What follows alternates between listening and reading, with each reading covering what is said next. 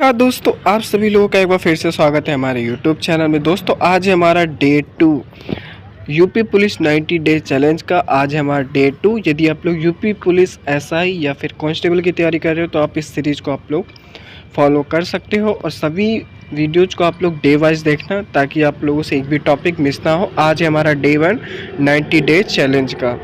तो चलिए आज की इस वीडियो को स्टार्ट करते हैं। आज का हमारा टॉपिक है वैदिक काल से रिलेटेड 60 मोस्ट इंपॉर्टेंट क्वेश्चंस को देखने वाले हैं।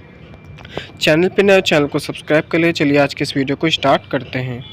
फर्स्ट क्वेश्चन है हमारा वैदिक काल का परिचय से रिलेटेड इंपॉर्टेंट क्वेश्चंस को देख लेते हैं। फर्स्ट क्वेश्चन है वैदिक सभ्यता का काल कब से कब तक था। तो आप लोग को ध्यान रखना है 1500 ईस्वी पूर्व से 600 ईस्वी पूर्व तक ही आप लोग को ध्यान रखना है। नेक्स्ट है वैदिक सभ्यता का नाम कैसे पढ़ा। तो आपको ध्यान रखना है वेदों से। कैसा पढ़ा, वेदों से पढ़ा था, ये आप लोगों को ध्यान रखना है। चलिए देखते हैं नेक्स्ट हमारा वेद शब्द का अर्थ क्या है। तो आप लोगों को ध्यान रखना है ज्ञान।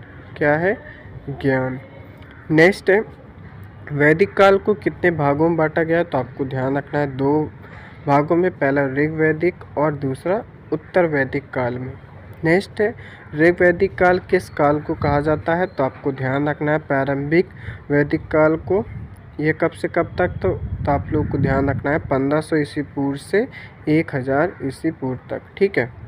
नेक्स्ट है हमारा उत्तर वैदिक काल कब था। तो आप लोग को ध्यान रखना है 1000 ईस्वी पूर्व से 600 ईस्वी पूर्व तक। नेक्स्ट वेदों की संख्या कितनी है। तो आप लोग को ध्यान रखना है 4। पहला ऋग्वेद, दूसरा यजुर्वेद, तीसरा सामवेद, चौथा अर्थवेद। ये आप लोगों को ध्यान रखना है, इम्पॉर्टेंट है।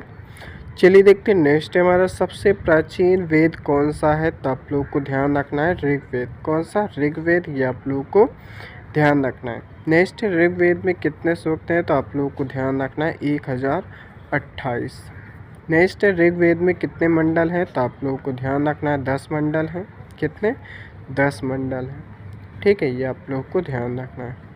चलिए देखते हैं नेक्स्ट हमारा यजुर्वेद किस विषय पर आधारित है। तो आप लोगों को ध्यान रखना है यज्ञ और कर्मकांड से। ठीक है, ये आप लोग को ध्यान रखना है। नेक्स्ट हमारा सामवेद को किस वेद से लिया गया। तो आप लोग को ध्यान रखना है ऋग्वेद से। किस वेद से, ऋग्वेद से। इम्पॉर्टेंट है, ये आप लोग को ध्यान रखना है। चलिए देखते हैं नेक्स्ट हमारा अर्थवेद को किस नाम से जाना जाता है। तो आपको ध्यान रखना है ब्रह्मवेद से। किस नाम से, ब्रह्मवेद के नाम से भी जाना जाता है। नेक्स्ट है अर्थवेद में मुख्य विषय क्या है। तो आपको ध्यान रखना है जादू टोना, औषधियाँ और उपचार। ठीक है, ये आप लोगों को ध्यान रखना है। अब चलिए देखते हैं सामाजिक और आर्थिक जीवन से रिलेटेड वैदिक काल में। ठीक है, तो फर्स्ट क्वेश्चन है हमारा वैदिक आर्यों का मुख्य व्यवसाय क्या था। तो आपको ध्यान रखना है कृषि और पशुपालन। क्या था, कृषि और पशुपालन। नेक्स्ट है गौ शब्द का अर्थ क्या है। तो आपको ध्यान रखना है धन या संपत्ति। ठीक है। नेक्स्ट है गाय को किस रूप में माना गया। तो आपको ध्यान रखना है धन का प्रतीक। नेक्स्ट वैदिक समाज किस प्रकार का था। तो आपको ध्यान रखना है पितृ सत्तात्मक समाज। ठीक है। नेक्स्ट वैदिक समाज की इकाई क्या थी। तो आपको ध्यान रखना है क्या थी, कुल। क्या थी, कुल। ये आप लोगों को ध्यान रखना है, बहुत ही ज़्यादा इम्पॉर्टेंट है। नेक्स्ट है एक कुलों का समूह क्या कहलाता था। तो आपको ध्यान रखना है ग्राम। क्या कहलाता था, ग्राम। नेक्स्ट है ग्रामों का समूह क्या कहलाता था। तो आपको ध्यान रखना है विष। क्या कहलाता था, विष। ये आप लोग को ध्यान रखना है। नेक्स्ट है विष का समूह क्या कहलाता था। तो आपको ध्यान रखना है जन। क्या कहलाता था, जन। इम्पोर्टेंट है। चलिए देखते हैं नेक्स्ट क्वेश्चन है हमारा राजा की सहायता करने वाला कौन होता था। तो आपको ध्यान रखना है पुरोहित या फिर सेनानी। ठीक है, ये आप लोगों को ध्यान रखना है। नेक्स्ट है सभा और समिति क्या थी। तो आपको ध्यान रखना है जन समूह की 2 महत्वपूर्ण संस्थाएं। ठीक है, सभा और समिति क्या थी। तो जन समूह की 2 महत्वपूर्ण संस्थाएं। ये आप लोगों को ध्यान रखना है। नेक्स्ट हमारा सभा का कार्य क्या था। तो आपको ध्यान रखना है नीति निर्धारण और सलाह देना। नीति निर्धारण और सलाह देना, ये आप लोगों को ध्यान रखना है।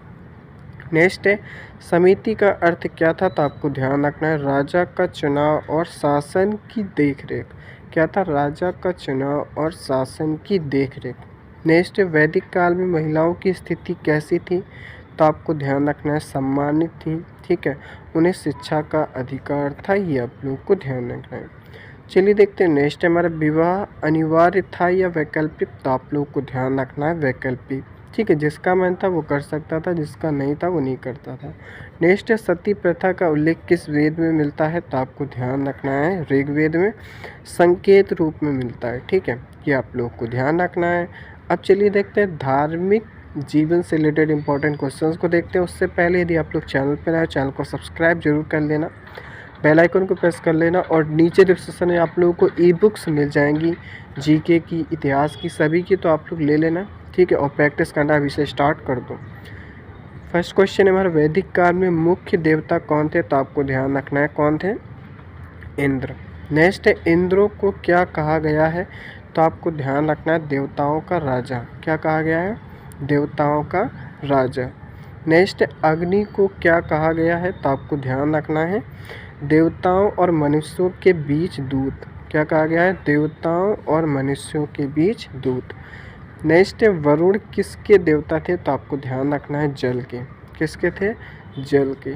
नेक्स्ट सूर्य को क्या कहा गया था, तो आपको ध्यान रखना है सविता मृत पूषा, ठीक है, ये आप लोग को ध्यान रखना है।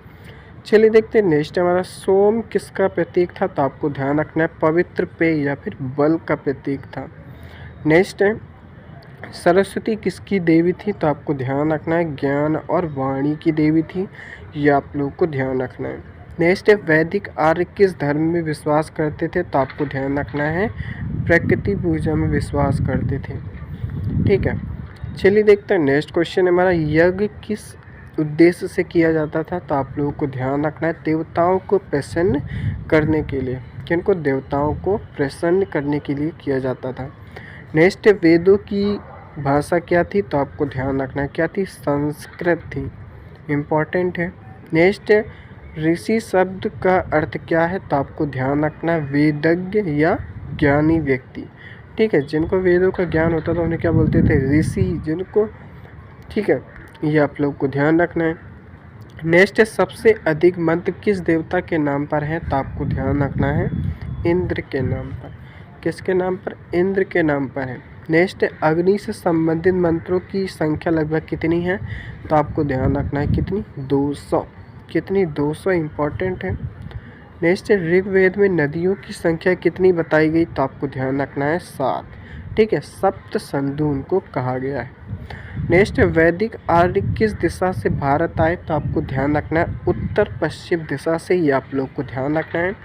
दोस्तों यदि आप लोग ने अभी तक 5000 से ज़्यादा प्रैक्टिस करने वाली ई बुक को नहीं लिया, तो आप लोग वाली ई बुक ले लेना, क्योंकि आप लोग को उसमें मोस्ट इंपॉर्टेंट क्वेश्चंस, आप लोग को जीके के सभी क्वेश्चंस आप लोग को देखने को मिलेंगे, तो आप लोग वाली ई बुक ले लेना। कोई भी प्रॉब्लम हो तो आप लोग हमारे नीचे डिस्क्रिप्शन में आप लोगों को कॉन्टैक्ट नंबर मिलेगा, वहाँ से आप लोग कॉन्टैक्ट कर लेना। अब चलिए देखते हैं उत्तर वैदिक काल और परिवर्तन से रिलेटेड इंपॉर्टेंट क्वेश्चंस को देख लेते हैं। फर्स्ट है उत्तर वैदिक काल में प्रमुख राज्य कौन से थे, तो आपको ध्यान रखना है कुरु, पांचाल और विदेह, ये आप लोग को ध्यान रखना है। नेक्स्ट है इस काल में राजा की शक्ति कैसी थी, तो आपको ध्यान रखना बढ़ी हुई थी, ठीक है, पिछले काल से, ठीक है। चलिए देखते हैं नेक्स्ट है हमारा सभा और समिति की शक्ति क्या थी, तो आपको ध्यान रखना है घट गई थी, ठीक है, ये आप लोगों को ध्यान रखना इम्पॉर्टेंट है। नेक्स्ट क्वेश्चन है हमारा वर्ण व्यवस्था कब विकसित हुई, तो आपको ध्यान रखना है उत्तर वैदिक काल में, कब, उत्तर वैदिक काल में। नेक्स्ट 4 वर्ण कौन से थे, तो आपको ध्यान रखना है ब्राह्मण, क्षत्रिय, वैश्य और शूद्र, ये आप लोग को ध्यान रखना है। चलिए देखते हैं नेक्स्ट हमारा वर्ण व्यवस्था का आधार क्या था, तो आपको ध्यान रखना है कर्म नहीं जन्म। नेक्स्ट है शिक्षा का केंद्र क्या था, तो आपको ध्यान रखना है गुरुकुल। नेक्स्ट है शिक्षा का प्रमुख उद्देश्य क्या था, तो आपको ध्यान रखना है चरित्र निर्माण और वेद अध्ययन करना, ये आप लोग को ध्यान रखना इम्पॉर्टेंट है। नेक्स्ट है इस काल में स्त्रियों की स्थिति कैसी थी, तो आपको ध्यान रखना है पहले की तुलना में कैसी थी, स्त्रियां स्वतंत्र थी, ठीक है। नेक्स्ट है कम स्वतंत्र थी। नेक्स्ट है प्रमुख ग्रंथ कौन से हैं, तो आपको ध्यान रखना है ब्राह्मण, आरण्यक और उपनिषद। नेक्स्ट उपनिषद शब्द का अर्थ क्या है, तो आपको ध्यान रखना है गुरु के निकट बैठना।